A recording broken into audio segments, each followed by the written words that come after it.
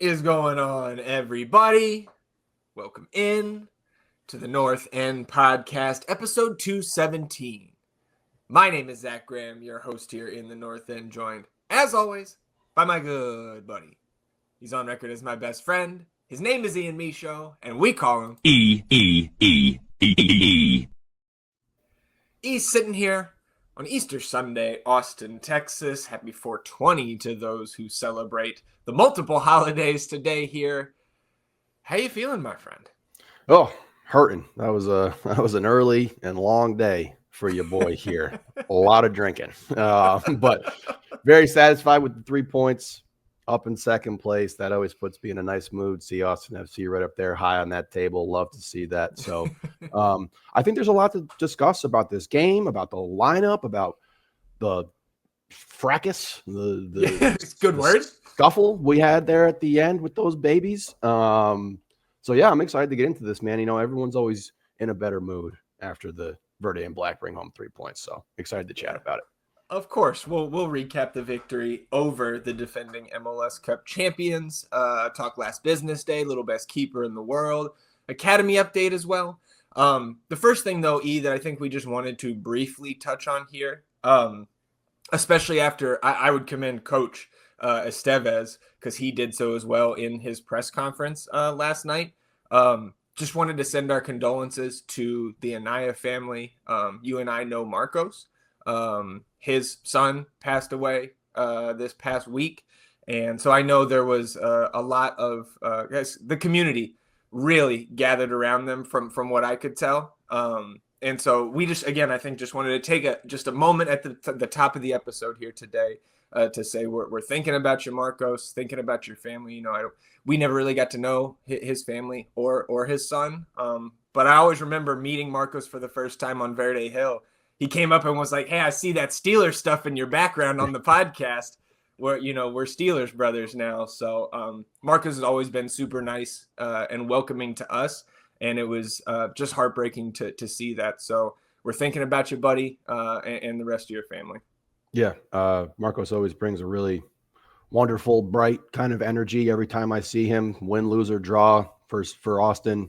So definitely thinking about him a lot and truly, truly sorry to have heard that news, and hope everything, you know, they're doing their best. I don't know what you can do, but you just got to do your best. So thinking of you, Marcos. Sorry, man. Yeah, absolutely. And before we get into the rest of today's episode, just want to remind you all listening or watching on the YouTube channel that you can support the North End Podcast financially by downloading the audio versions of our episodes wherever you get your podcasts. You can toggle on auto downloads, support the show going forward. You don't have to think about it again. If you want to go the extra mile for us, you can rate and review the show wherever you get your podcasts. And if you're watching on the YouTube channel, subscribing to the channel does help us grow the show. And you can hit the notification bell to know when a live stream pops up or a new episode goes live. And of course, here on this episode, hit the thumbs up, like the video, help us battle the YouTube algorithm overlords. Atone for your sins. Wash yourselves clean in the confetti of the North End. Brad Stuver does. We talked on Wednesday's episode, right, about the Open Cup draw happening on Thursday. I believe I said noon Central was my estimate. Wrong. 8:15 a.m. Central. So like you got the entire West Coast not awake, while they're doing this draw.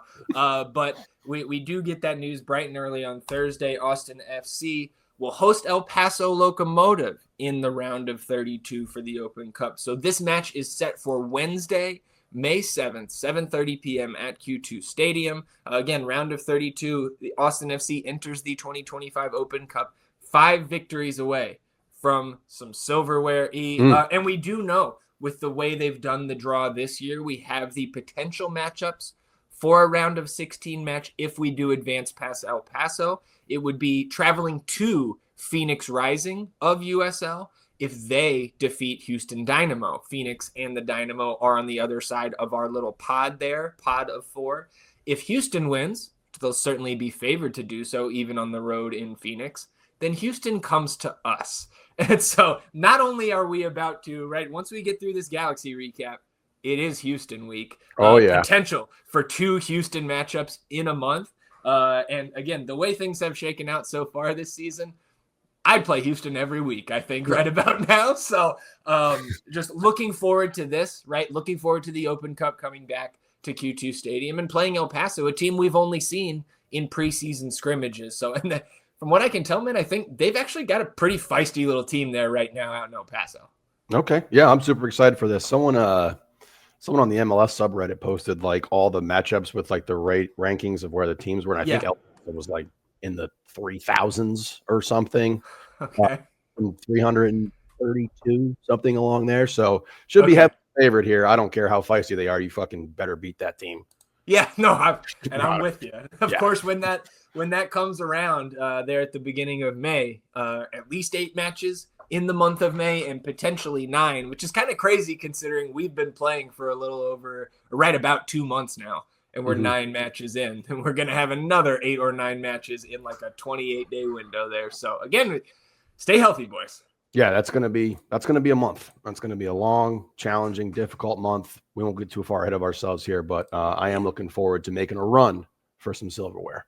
Absolutely. And so the injury report, of course, comes out on Friday, and it was very nice. Mikael Dessler, of course, we knew was going to remain out. We did get an update from Coach on Thursday, and he said that Dessler, I think we had mentioned in the midweek episode that Dessler had posted multiple pictures of himself in training, doing individual drills, but looking like he was doing a little bit more physically. Nico confirmed that, said he had a hard day of training on Wednesday, got the day off on Thursday to reassess on Friday how he recovered.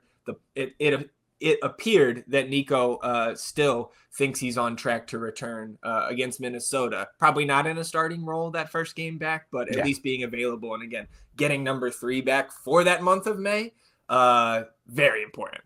Massive. And again, I've said it every time I say it. Johnny has done a fantastic job in his stead, but give me Dessler. Yeah, absolutely. And fresh Johnny off the bench. Like fresh Johnny where we can around. Put him. Yep. Yeah, absolutely. So that meant Diego Rubio, Ilie Sanchez, and Micah Burton off the injury report. Micah went to Vancouver with the second team, but we did have Diego and Ilie available on the bench when the lineup drops on Saturday. And we see the lineup. Hader Obrian in for Osman Bukhari, and then the expected change on the back line, Alexander Svatok in for Julio Cascante. But I know this had you and I upset kind of from minute 1, and even after the match, in the glory of victory, you and I were still pretty peeved about it. And I think I got to tell you, man, I'm still scratching my head here today. And I guess we can kind of get into why that is, because it wasn't necessarily just the change for me. If we're gonna stay in that 4-4-2, and that's what I read it as looking at the lineup, I was like, okay, we're putting Hader in there because we're gonna run the same little 4-4-2 look, and Buka's not doing what the coaches are wanting of him. But then we come out here in minute 1, dude.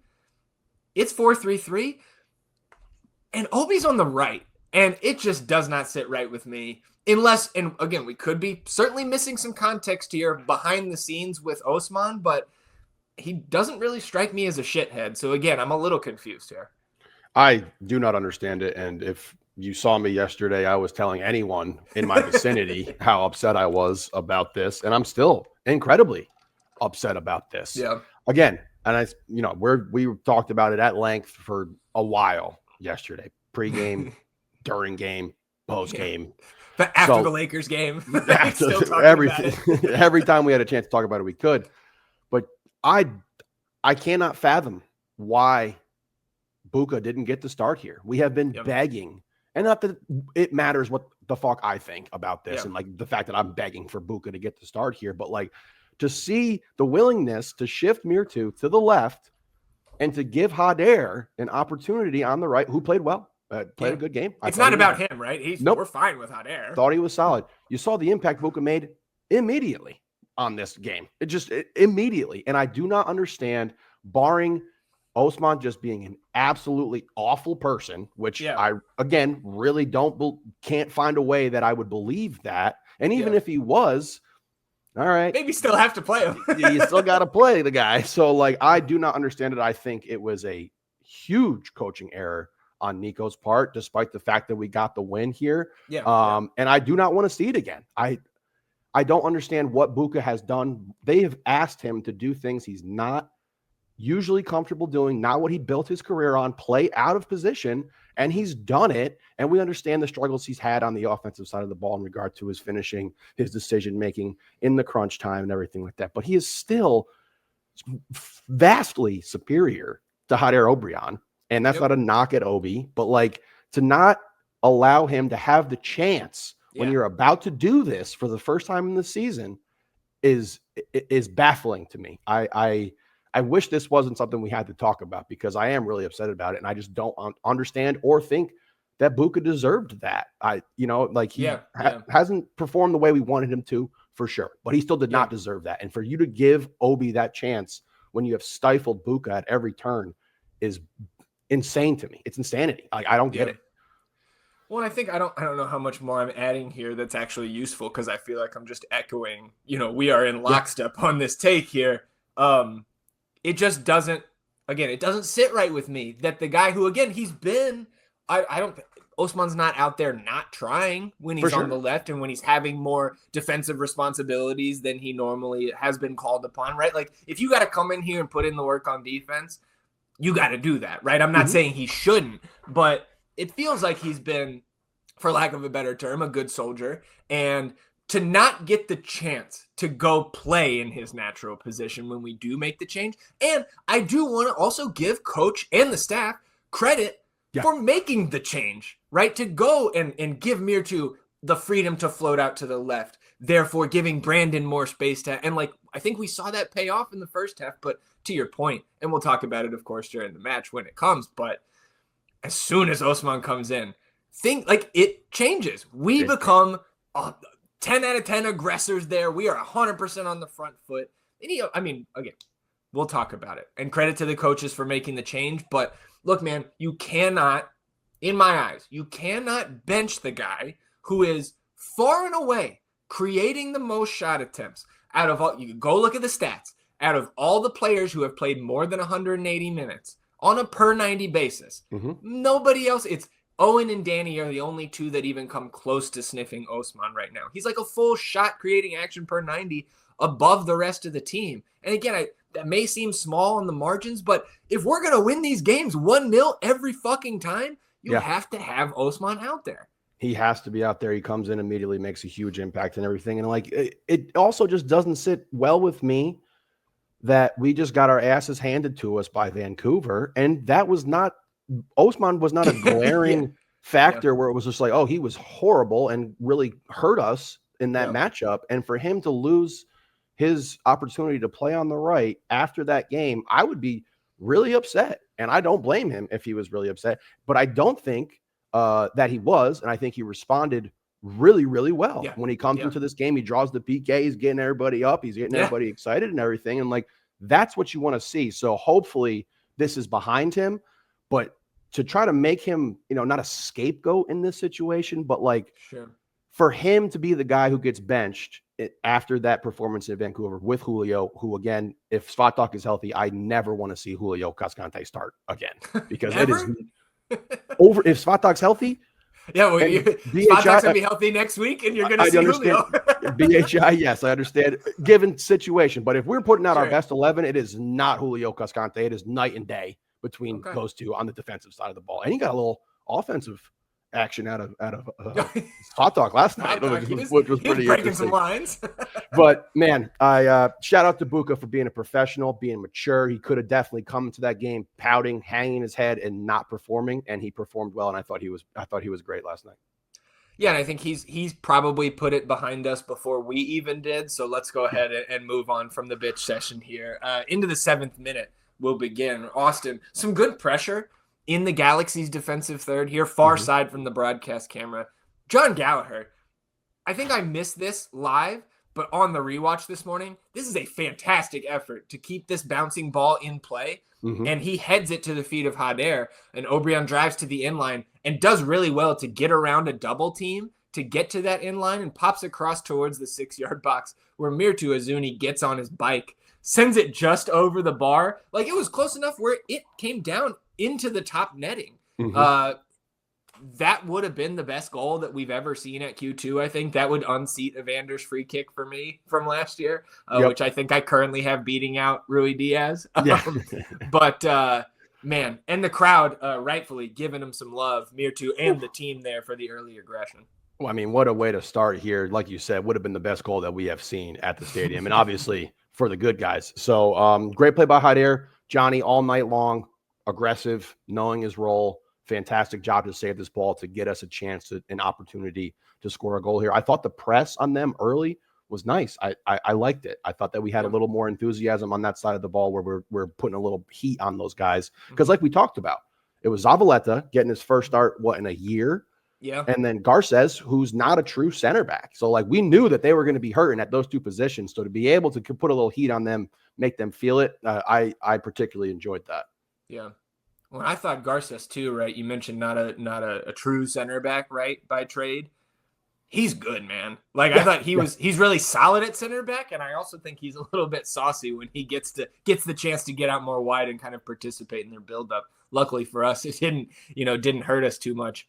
3 minutes later in the 10th minute here, in the notes I have, I'm even more mad at this change now that we're seeing Azuni be able to float so wide left and seeing that it's really a 4-3-3 look. Here, though, Biru and Azuni combine down the left. Biru sends in a left-footed ball, almost finds the head of Danny, but gets knocked away for a corner. And the announcer, I forgot to look up who it was on the call last night, but now we've gone from Keith Costigan and Guillermo Beer. And last night it was Danny Pereira. So which was, come on, man. Like, what? Again, I'm not the pronunciation guy here, but Jesus Christ. On that corner, Owen sends it towards the back post, and Svatak can't get a foot to it. But, like, even if Svatak did, I didn't think it was a great ball. And it wasn't the last time that Owen put in a ball that he can do better. Yeah, no, he looked like he had some steel toe boots on or something last night or yesterday, because he was launching balls just way like over everybody, the defense, our players and everything. So yes, I was not satisfied with the performance on the set pieces here. But again, still good pressure here, building positive momentum to start this game out. Yeah, and 14th. God, Guillermo is so good, man. Yeah, you gotta love Beer. The ball he plays later to BV, holy shit. I know we got golden foot Komanich back there as well with the left foot, but man, Guillermo, some fantastic balls last night. Yep. 14th minute, Uzuni wins a free kick kind of near the midfield line. Owen stands over it. They set up for a little set piece there, and he launches it towards the scrum on the right side of the box there. BV keeps it in off the end line, but Garces clears it off of a loose touch. Only goes as far as Danny Pereira, about 35 yards out. And Danny takes a crack that forces a parry from McCarthy out for a corner. We had some runners, too, that looked like they could have gone onto an offensive rebound. I think they would have both been offside watching that replay back. But McCarthy does well to parry it out for a corner and prevent that, the officials from having to make a decision there.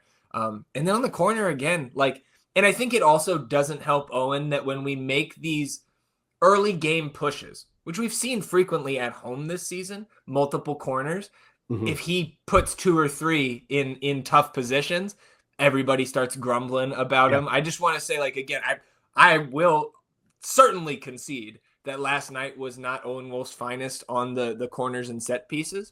But I also think we may be, as a fan base, scrutinizing those a little bit strongly after last night. Because, again, you got to remember this kid's got 3 assists, and I believe all from set pieces. So if you don't have Kolmanich out there with the golden left boot, Owen is our guy for me still. And he also, I thought the ball on the initial free kick here before the second corner that he sends over everybody, the initial ball was fine here. Yep, the initial ball was fine. He had a rough night with the set pieces. There's no other way to say it. Great shot by Pep. Happy for him to uncork that one. Get yourself a look on net there. Great shot, kept it on frame. Force a tough save by McCarthy. Get the corner kick, and that's what we've been asking from Pep. We want those shots. So I was very satisfied with that. And again, positive momentum, building, good stuff. We're all down the north end for the majority of this first half. Yeah. Well, man, on Easter, and given the announcer last night, it's not Pep, it's Peep today. So, I'm sorry. 17th minute. This is where you first kind of see the first sign of life, rather, from the – come on, man. Tapioca. This is the first sign of life, man, and the Galaxy have multiple very nervy counterattacks in this first half.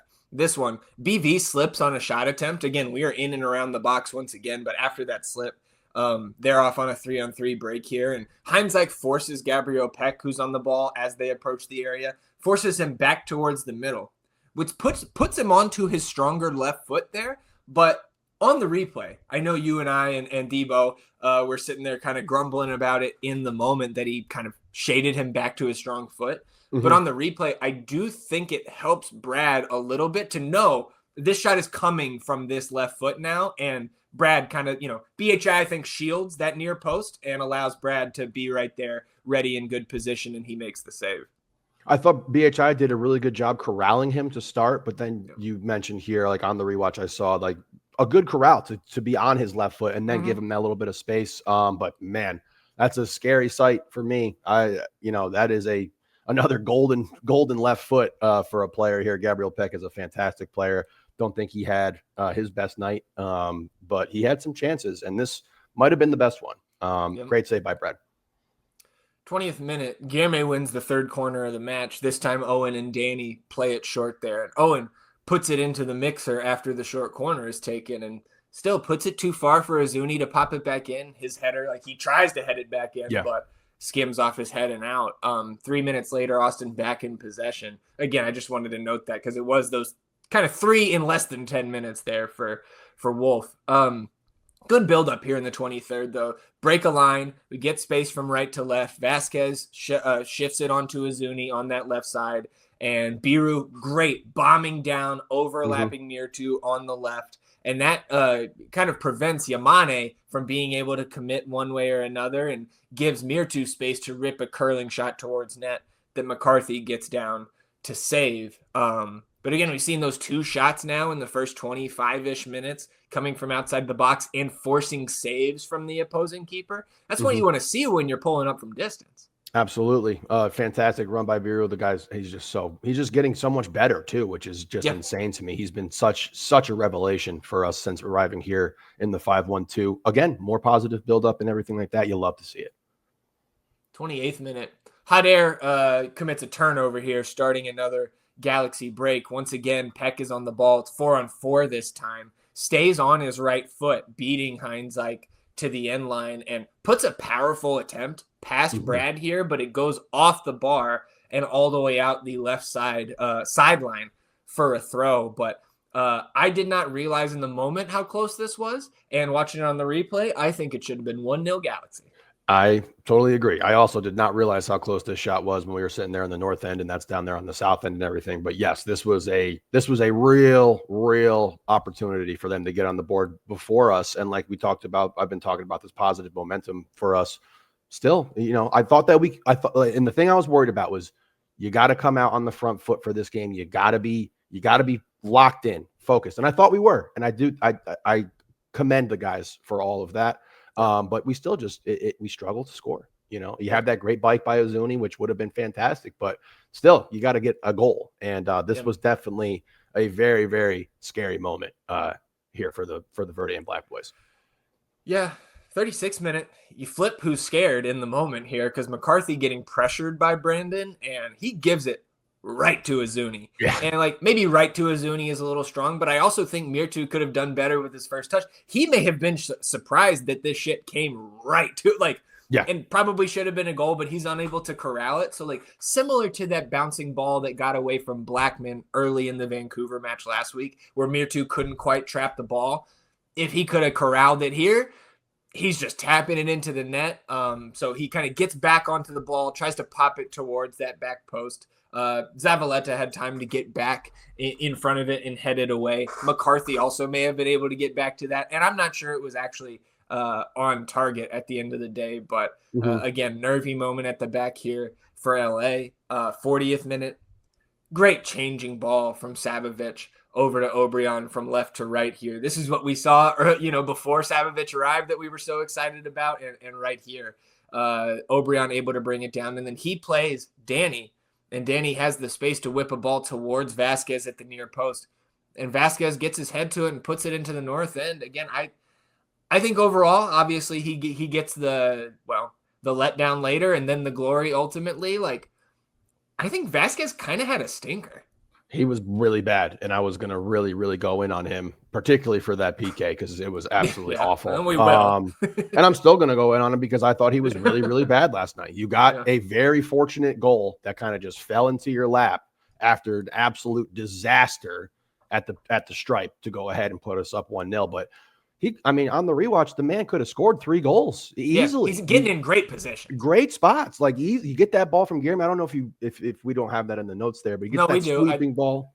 It's coming. Oh, okay. Yep. And that was like shit right after this header where it was just like, man, dude, like this is what we brought you in to do. So I am happy that he got his goal here. We get him, his second goal in the Verde and Black and everything. But man.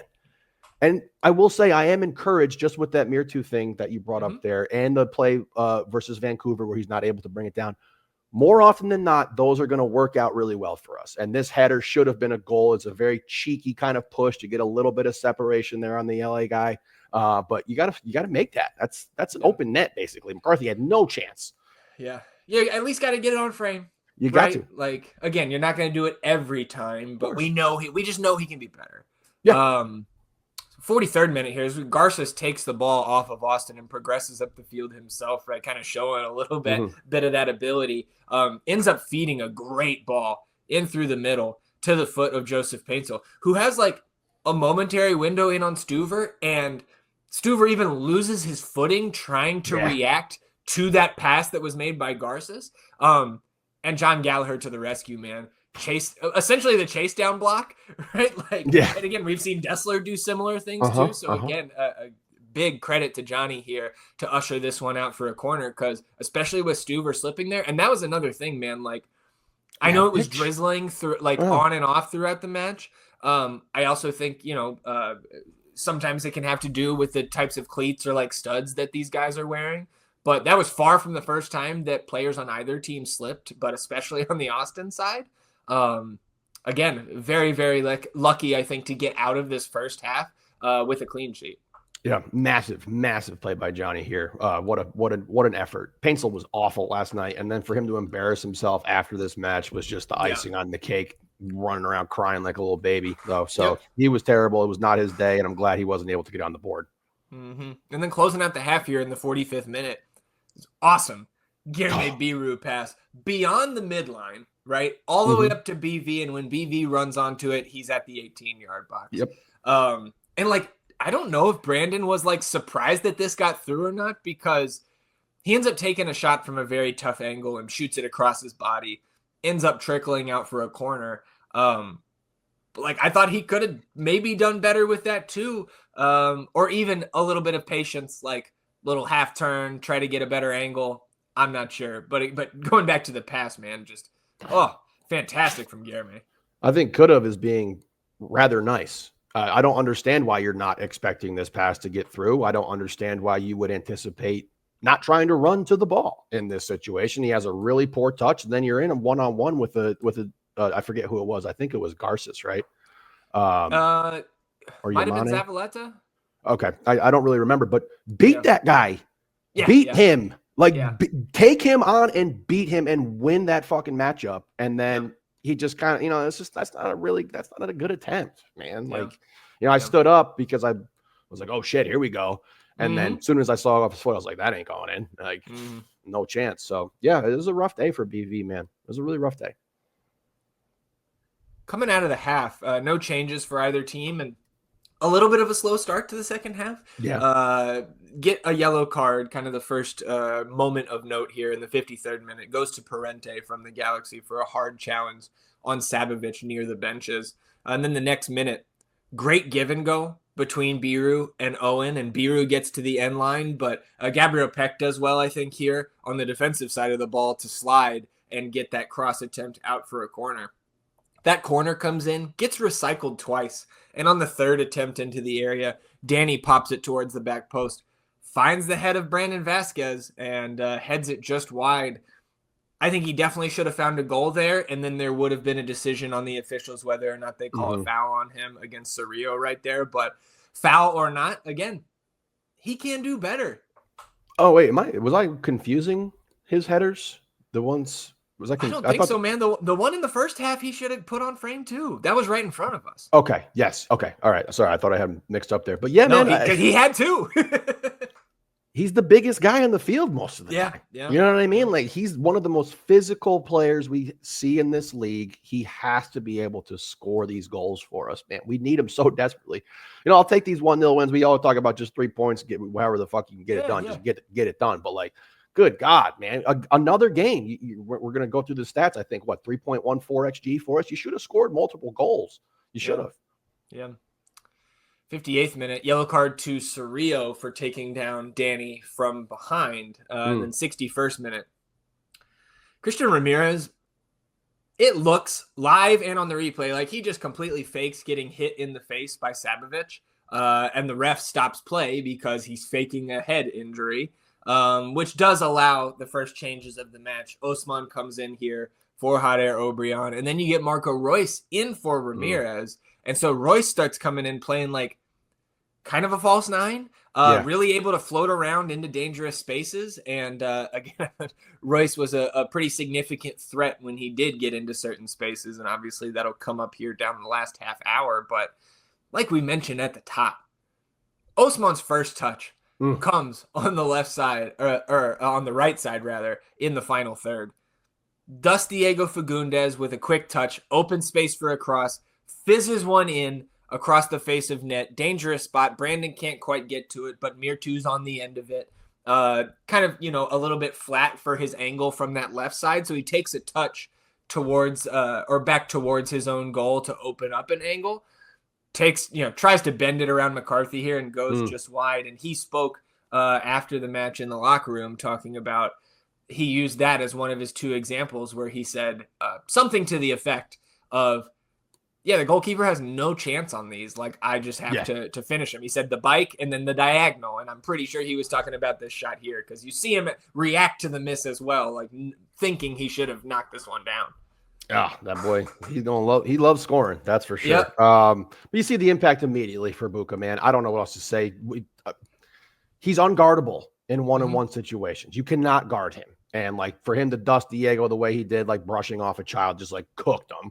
And then to get this ball across the face of the net, that's what we're asking for. That's what we're looking for. And like, lo and behold, if he also has space to operate and work, he can really do some positive things, man. And like, I just tip my hat to him for the way he came out and the way he chose to perform yesterday, because he could have been really, really in a bad mental space with what happened.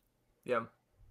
65th minute. So kind of right on the heels of him subbing in again. Finds himself isolated again on that right side of the box, this time against John Nelson. Mixes Nelson, and then the defender takes him down. Penalty correctly given here. You mentioned earlier, right? Osman stands right up, knows it's a foul, hyping up the south end. And as we line up for this PK, first of all, I said right when he gets fouled, I said, let him take it. Same. And Brandon Vasquez ends up lining up to take it. And again, Brandon Vasquez taking a PK for us? Okay. Mirtu Azuni taking a PK for us? Okay. Osman, same thing. I'll give the Galaxy some credit here. A little bit of dark magic of their own trying to ice the shooter here. I thought in the middle of all of this, pushing and shoving and jawing, I thought Garza should have gotten a yellow card because after the ref settles down one of the little shoving matches, Garces is clearly walking up to Brandon Vasquez, who's still waiting at the spot, because we were all set to go and the ref blew it dead. But again, through all of that, you still have to do better than what Brandon did on this penalty attempt. I flat out poor here. Yeah. And anybody who said he passed it to McCarthy, it's hard to correct you. It was a bad PK. And again, I think through all of this that Brandon, you can tell when he finally breaks through here in about 15 minutes, like he knows this, right? Yeah. So I'm not going to harp on it anymore. I mean, I could have saved that PK. Yeah, sure, yeah. At that point in time, with 17 beers deep, I could have saved that one. It was awful. I wanted Buka to get it. I thought he deserved to get it. I was talking to, I can't remember who I was talking to, but mentioned that Azuni went up to go and BV kind of like brushed him off. And again, I'm fine with Brandon Vasquez taking PKs. you got to do better Not than like that. that. Yeah, you got to do better than that. And like now, if we get another one, I will have a little pause if he's the guy who goes up there and is waving Mirtu Azuni or Bukov. Well, I think you just now you're not that, like, we have other options now. I don't think you're. What's that famous quote? You're not that guy. He's not that guy anymore. I feel at like least not for the next one. For a little bit, yes. Yeah. Not write him off. Not. Of course. For sure. Of course. For sure. 76th minute, you get Jean Kolmanich in for Guilherme Biru, and then on the other side, Aude and Sanabria in for Fagundes and Parente. Bit of a lull in the match overall, I think, since the missed pen. And then after the restart here, 77th minute, you get Royce floating around again in the notes I'm here, finding dangerous areas. Does so here on the right side of the ATX 18-yard box. Turns, connects with Gabriel Peck, who is open from like 10 yards out. But he one-times it, and it's right at Stuver. And so, again, it was kind of just Peck that really threatened us like 3 or 4 times. And, again, I think we were lucky that he didn't find the back of the net on the afternoon. I agree. Paintsel was bad. Ramirez was terrible. He was awful. He wasn't good. Fagundes was a no-show. He didn't do anything all match. I don't remember even thinking about him twice because he just didn't show up. Royce comes in here, does give them a little life, but yes, it was on Peck, and Peck was really the guy who was trying to will this team to get some points. And look, man, after their performance yesterday, I got to walk back some of the stuff I said about them that was positive because they are bad and they don't have a clear leader on that team. There was no real communication for them. You give up that PK, right? You get a huge opportunity just thrown into your lap here, and you guys. They didn't respond at all. Like you said, there's a huge kind of lull in this game. They're bad. I gave them way too much credit. I still respect Peck, and I did lose some respect for Paintsel, but but it's more like it's not having to do with his talent, right? Yes, exactly. But I mean, God, they miss Ricky. We know how good he is, but holy shit, they just they have no direction. Like it was bad. Yeah, and again, maybe they look slightly better with Yoshida and Zonka in there, but still not a great showing by the Galaxy. In the 81st minute here, great work by Kolmanich, Wolf, and Danny to win back possession here in the Galaxy half. And then after Sabo has that possession touched away from him, Danny gets onto the loose ball. He turns upfield, plays Kolmanich in down the left, and Kolmanich just sizzles across towards the 6-yard box here. It does deflect off of a sliding Garces and right into the path of Vasquez, who beats McCarthy to the ball, slots it home with a deft little touch, and again, getting into the right spots, benefiting from a little bit of luck. Kind of same thing with Kolmanich here. And we're up 1-0 with 10 minutes to go. Feeling great.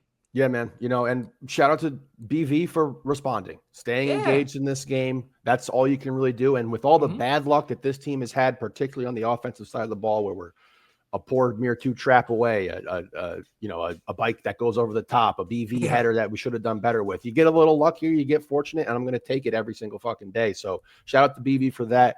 You saw, like you mentioned before, just kind of the emotion where he was like, yeah, I knew I messed up there. So to be able to get that kind of retribution, I feel really great for him. And hopefully he can just keep this thing rolling. You respond the next game versus our rivals, which is going to be an intense matchup versus that team because we don't like each other.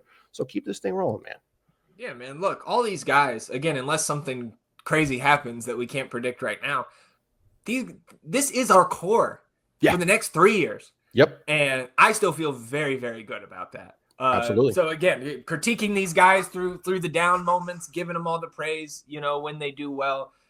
Again, I still feel very, very good. And to your point, Brandon Vasquez is going to score a lot of goals in an Austin kit. So after the goal, 84th minute, you get CJ and Ilie in for BV. And Sabovic. So Ilie gets the armband from Brendan. Then on the other side, Nascimento and Cuevas in for Zavaleta and Nelson. So approaching stoppage time here in the 89th. Austin sitting pretty deep behind the ball, protecting the lead. Owen jars the ball loose, though, from Peck. And then CJ is able to touch it right back to Wolf, creating a little 2-on-2 situation where Owen plays Bukhari through very nicely. He's in on McCarthy with Cerrillo on his back.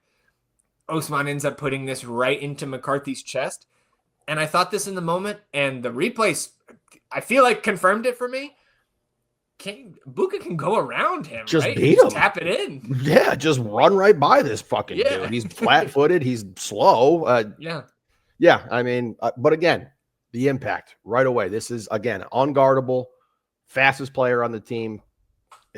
You get him into space like this, more often than not, he's going to score goals here. And this was a poor attempt again. Yeah. So as we tick over 90 minutes, 8 minutes Insanity. of stoppage time are given. And I just, how, when, where, what? Dude, look, okay, PK, and we scored a goal. And in close to 8 minutes, there was no review on the PK. Nope. Official couldn't calm things down quick enough, so there's like an extra minute there, but even 6 may have been pushing it, but I think it would have been fair enough. 8 is too much. I don't know in what world there was 8 minutes of stoppage in that half. I have no idea where they came up with that figure from. When they put it on the board, I thought it was literally wrong. We're sitting next to our buddy Jack. Shout out to Sheriff, man. And he's like, well, when does this game end? And I was like, apparently never. It's just kind of like, I don't know what this dude is fucking doing here. But way to see it out, boys. And he's not going to get on the stat sheet. He's not going to pop up in the highlights and everything. But CJ's minutes have been really encouraging to me throughout this season. Every time that he has come into one of these games, he has that huge play earlier in the year. I forget who we're playing, but gets the ball to the end line, draws us a throw in, I believe. But every time he comes in, he's been ready to go and he's been ready to fucking play. And that's all you can do. You can try to make the most out of your minutes. I thought he's been good. So I wanted to just give him a quick little shout out. Yeah, absolutely. And right here, I mean, his first minute of stoppage, yellow card to Garces for a high kick on CJ that I'm not sitting here calling for a red, but I also think with what transpires directly after this free kick, it's just like, it's like the officials just lost their minds in the last 10 minutes of this one. On this free kick, Ilya's standing over it, whistle blows, he plays it on the ground, plays a Zuni in behind. Whistle blows for what I think is a foul here on Hindsight. Looked like he almost like kind of screened a guy. Like, I don't know if he was holding or not, but like whistle blows, we're going the other way. He runs past the official, says something, yellow card. Then on the broadcast, and shout out to our buddy Peach, Apple TV. Why are we looking at Mirtu Azuni while this is happening? Apparently, you see on the replay, man, you don't even see that Brendan Heinzike has a red card. Even the announcers are confused at what the hell happened here. Because Heinzike gets the yellow, turns back around and says something to the official, and a second yellow comes out immediately. So he's ejected, and unless Brendan said something about the rat, fuck your mother, or something like that. Yeah. I just don't, and maybe it factored in that he no longer has the armband in that moment. But even then, again, unless he escalated it to a point where it's just so uncalled for, to not let him get off another something after you just gave him a warning. You get whacked twice like that. Again, I really want to know what he said, because I don't think that it's probably justified, and red cards can be rescinded. I would at least submit this to the officials, because like, do you guys have audio of what he said? Yeah. Because again, it's just like to go from nothing to being down a man there. Again, I know I'm biased in favor of Austin, but the announcers are baffled too. And I think that tells a good story of like, what is going on here? Had to have said something absolutely out of pocket. Yeah, for it to be justified at all. To be justified, yes. But I mean, to hit him that quick, bop, bop, like what? It was very, very confusing. Obviously, this game, this happens, and we got the little stuff at the end here. Tensions were a little high. It's going to be an interesting matchup going over there to Carson to play them up at their home spot, because I don't think these teams like each other anymore. No. Vanny had some shit to say about it. I don't like them. But yeah, this game kind of unraveled a little bit here. It kind of got out of hand. 4th minute, after the ejection for Hindsight, Austin's now shifted to like a 6-3 look on defense. And like, look, if we didn't want a bunker before, we're definitely on board now. But here in the 4th minute stoppage, I thought Svatok made one of multiple huge clearances here out for a corner on this in this instance on a cross that had come in. Chest bump Stuver knows it. Again, I thought Svatok was great yesterday. Then the next minute, CJ gets out on a 2-on-2 here with Buka. And in this moment, I thought CJ should have first played Buka. And then it also looked like, from our vantage point, watching him matriculate this ball up the pitch on the break, it looked like he had a little bit of indecisiveness in that moment on whether to go for goal or to take it to the corner. And he kind of ends up in no man's land, but we win a corner regardless. So again, it's like no harm, no foul. I do think he can do a little bit better there, but that comes with time, right? I agree. And to earn a corner there, that's still a positive play. Yeah, we'll take it for sure. Just had to get out of here at this point. 8 minutes, down a man now. You just got to get out of here. Yeah, and we do end up getting out of here. So after the whistle, and you can see this a little bit better on the broadcast, that on the final set piece for LA, Kolmanich had some words with Garces, and then after that final whistle blows, Kolmanich does go right at him. But that is not the only place where things start popping off here. Multiple other Galaxy players immediately try starting shit. Greg Vanny apparently is going up to Biru, calling him, bad names and things like that. But Joseph Painsil losing his fucking mind for like 5 straight minutes. And like he's down there. I saw some videos coming out of the south end because that's where he obviously is, where he's supposed to be exiting the pitch. So as we're getting ready for the man of the match celebration, he's still being pulled off the field by people. To be going down there in the south end, just to skip over all the other shit that happened before he's exiting the field, to be kissing the badge on your jersey, holding up 6 fingers, like, first of all, buddy, you have come to Austin twice in your career and gotten your ass whooped. 3-0 aggregate. Yeah. You've done dick in Austin. Yeah. So to come here, look, brother, you cannot spell LA Galaxy without 2 L's, and that's all you've fucking done here. So first, get the fuck off our field, shut the fuck up, and then to hold 6 fingers to us like you've done anything but one of those 6. Yeah. Fuck out of here, son. It was embarrassing. Yeah, that was some real loser shit. Loser. You might have 0 wins, but that was some real loser shit. They did the same shit last year where John Gallagher tries to give him a handshake and Ricky just turns the cold shoulder. It's like, all right, buddy. Yeah. Fuck out of here. Get out of here, man. That was embarrassing. And like I said earlier in the episode here, taking back some of the things I said about them that were positive, for them to go out like that. Yeah. Bums, dude. Fucking bums. And look, loser. You guys fucking deserve to have 0 wins right now acting like that. That's how I feel about it now. I thought that, they were in a bit of a rough patch. Obviously, I understand the situation with Ricky, no Painsil earlier, some injuries to the back line and everything. But, like, come on, man. That was baby pathetic. shit. That was super baby shit. That was pathetic. 50% possession for Austin on the night. Look at that. More than 50, more than that, or at least, well, not more. Exactly half the possession. Math. 16 shots to 13 for Austin, 7 shots on target to 4. Also for Austin. Austin created 6 big chances and, of course, missed 5 of them, 8 corners to 7.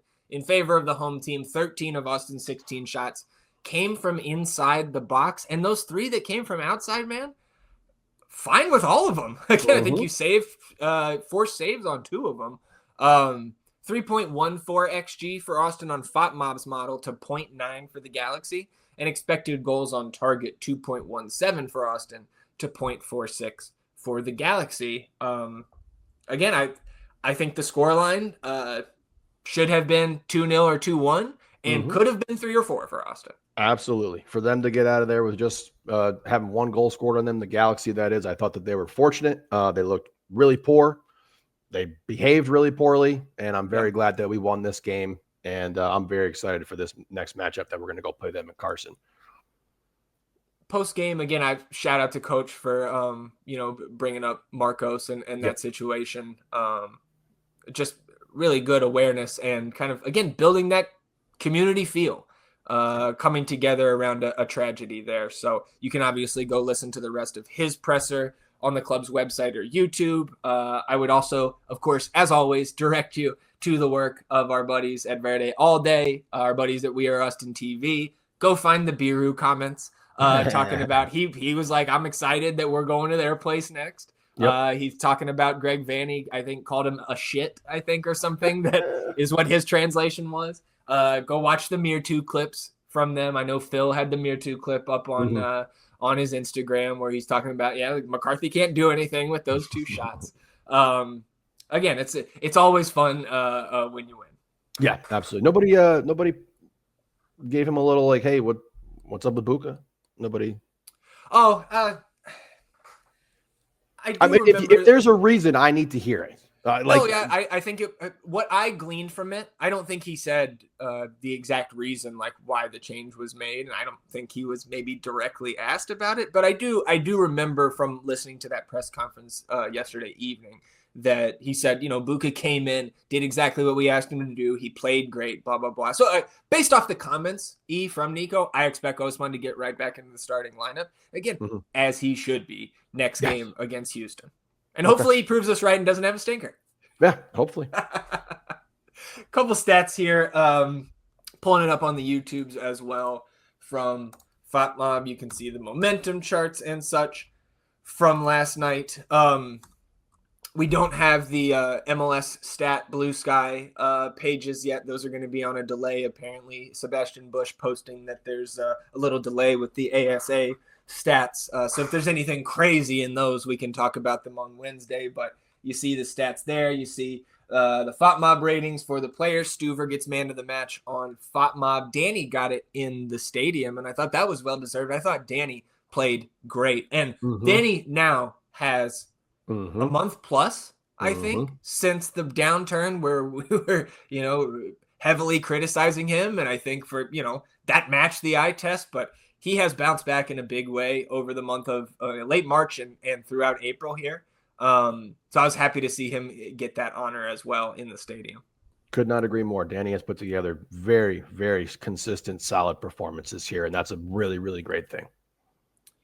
So a couple stats here and more of like a wide view look now that we are over the quarter mark of the MLS regular season. I think I'm still going to stick to my guns to the end of April being when I'm going to fully, put the double stamp on some broad conclusions. But we've now created 21 big chances on FotMob's model as a team. We've missed 16 of them. 17th in the league in expected goals at 12.3. So middle of the pack there. But we've only, of course, converted 7 of the 12.3 expected. That's only 56.9% of the expected goals that we have. And now that you've got a quarter season sample, I think it's appropriate enough to be looking at these numbers and saying that there is an unrealized ceiling here, which I don't think you need the stats to tell you if you're watching this team game in and game out as we are, but it's nice to see the stats match up with the eye test that the expected models do say we should be scoring more than we are. And you got that going for you, and you're also sitting at second on the table. You know what I mean? There's a lot of things to be excited about. And still, yes, we have not hit our offensive ceiling. That's for sure. This defense, once again, showed up to play, gave up a couple good looks, but still a very solid performance all around. You love seeing that there on the table. But yeah, and like I said, we've had some bad luck with some of these goals and some of these situations that we found ourselves in here in this early part of the season. But I do anticipate that regressing to the mean a little bit, and we're going to start seeing these guys play up to their level that we know that they can play at. I want to shout out Joe Jack family for the tickets. Thank you so much. That was fantastic. Our buddy Nawire, who we got to meet after the game. That was great. Nice to meet you, man. Thanks for your support. So, yeah, let's keep this thing rolling, man, versus this shit Houston team next week. Yeah. I would also shout out the Cragnolas from Swoon Tower Soccer, found us after the match. And giddy. Yeah, I mean, look, Mrs. Cascante walked by, and we got to see the Cragnolas in their element chasing down Julio's wife, because that is like the ultimate Swoon Tower interview there. Is getting Jessica Cascante on Swoon Tower. So hopefully we're getting that soon. We'll have to figure out what the result is or was of that rather. But looking at the table here, you brought up second place.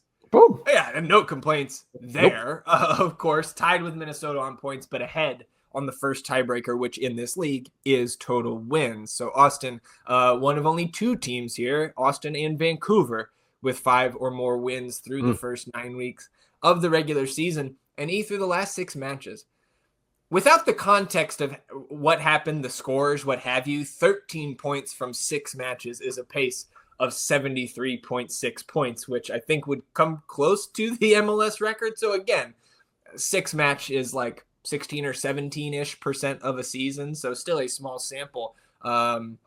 but not knowing that the one loss there was the Yeah. 5-1 ass whooping, and that every other win in that span was just a 1-goal win. It's one of the better 6-game stretches of form in club history. And I think we should be praising that. These guys are finding ways to win while still continuing to gel with all the new pieces we have from the coach on down. And even if we just bring in the 9 games, right? Over a quarter of the season now, 16 points from those 9 games is a pace north of 60 points, which of course would be a club record. So again, I think I'm going to wait till after, because now we get our first rivalry match this coming week. It's on the road. So I'm going to wait for the broad conclusions till after next week's match. But again, man, we are above probably expectations of most people, certainly above us. We had us 5th on the full season, and we're a point above 5th. But to say we've only scored 7 times through 9 matches, but we're in second, doing something right.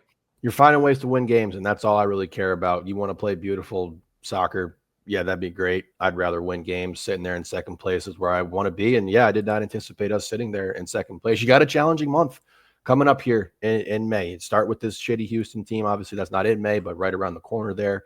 So we're going to see what this team is about, man. Just got to stay healthy. Anything else for you on this match? No, great win. Way to handle business. I know there was, I thought that, I didn't want to be overly negative. I thought that there was a lot of room for improvement from a lot of guys yesterday. And I think if they were being honest about it, I think they would share my sentiments, but you got the job done, and you're sitting in second place now, and that is absolutely wonderful to see. So I'm ready to move on from it and get ready for Houston week, baby. Yeah, it is Houston week, and it's on the road, as we mentioned. So that means that the next Los Verdes Watch Party coming up this Saturday. This one will be at the Brutorium Brewery and Kitchen. That's 6015 Dillard Circle here in Austin. Back to our regularly scheduled 7:30 kickoff times here in the Central Time Zone. So the watch party at the Brutorium kicking off at 6:30 Central here this coming Saturday. Going to have a large indoor screen showing the match here, food and drink offerings, Bat City Blonde Ale, got the green queso and chips there. Ooh. It's also National Pretzel Day, so somewhere Stanley is very happy. Be sure to check out the soft pretzels there. Gonna have some axe throwing there at the Brutorium as well. Free parking, open to all ages. So of course we'll talk about that on the midweek preview episode as well, but wanted to get people thinking about the next Los Verdes watch party. Getting your Houston, your Copa Tejas week plans in order. Hey, I'm excited for it, man. That sounds great too. Damn, the special green queso. Ooh. I know, can't wait. Come on down to Farmer Field where the champions play. Get ready for the game. It's Last Business Day.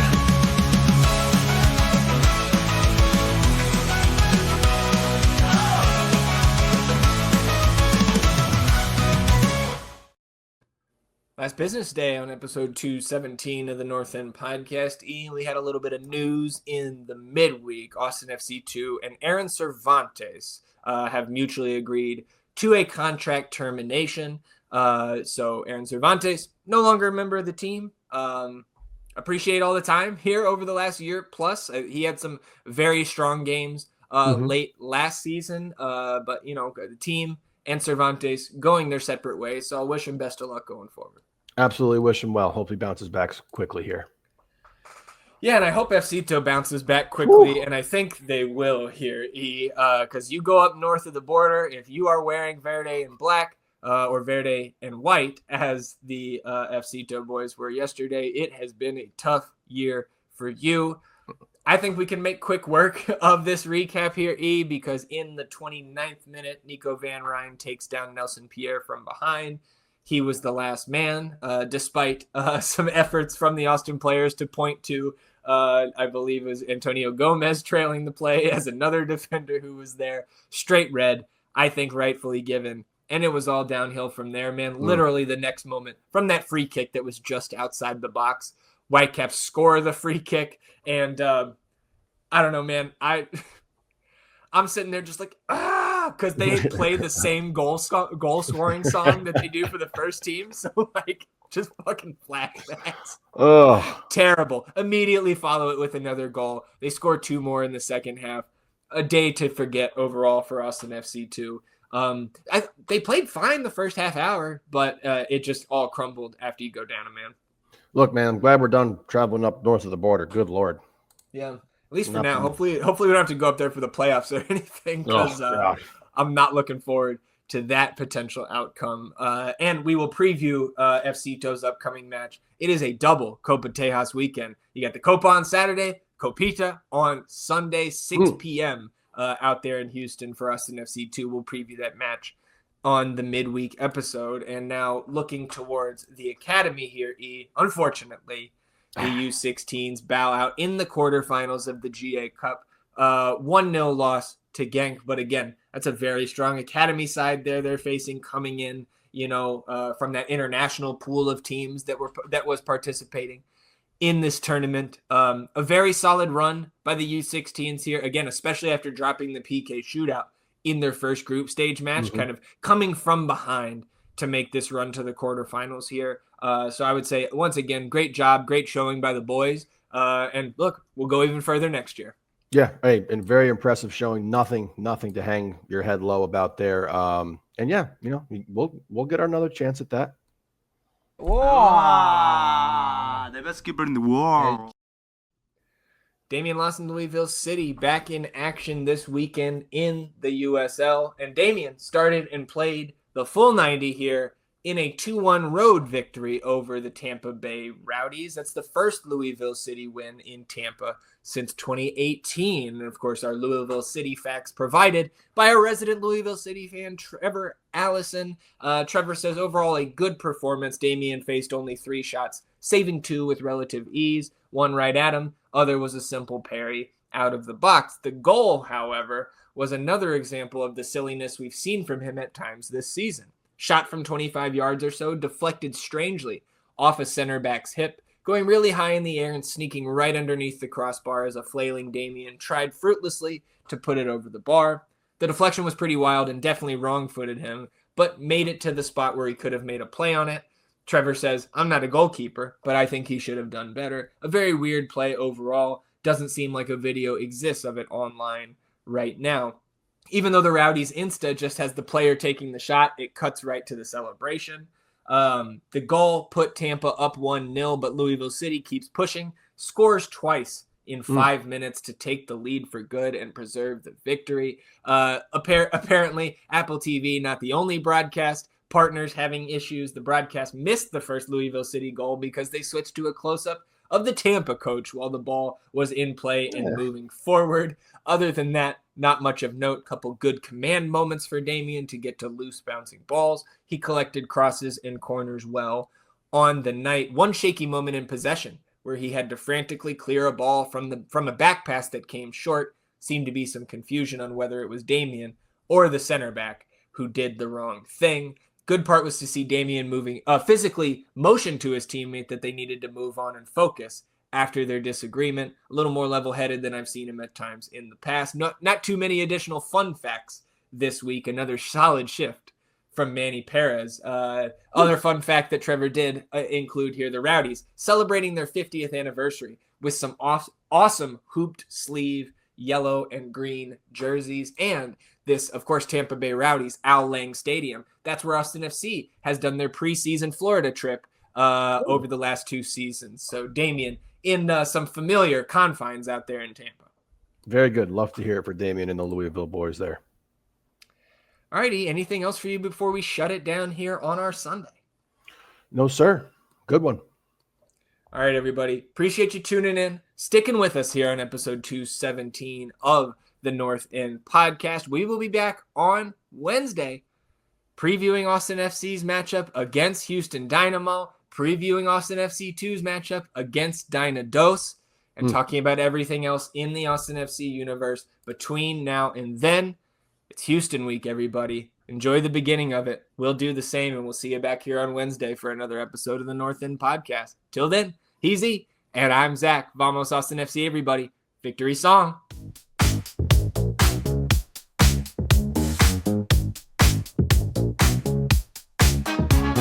Welcome to the North End where the passion's running high. We're here to talk football, Austin FC, our pride. ZG and E will take you on this ride.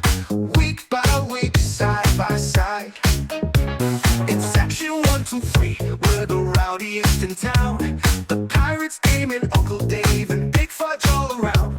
We sing our songs, we chant as one. Through thick and thin, the match day's just begun. In the North End, we stand together. Through every game, through any weather. From the first whistle to the final blow, the North End will never let go.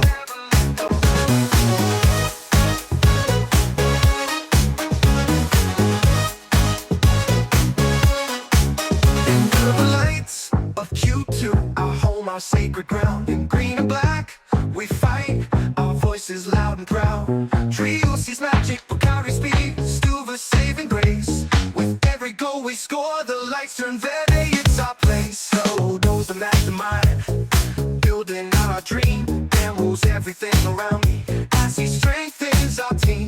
Let Rodo cook, he's got the perfect recipe. Austin at sea, our heart and soul forever will. In the North End, we stand together. Through every game, through any weather. From the first whistle to the final blow, the North End will never let go.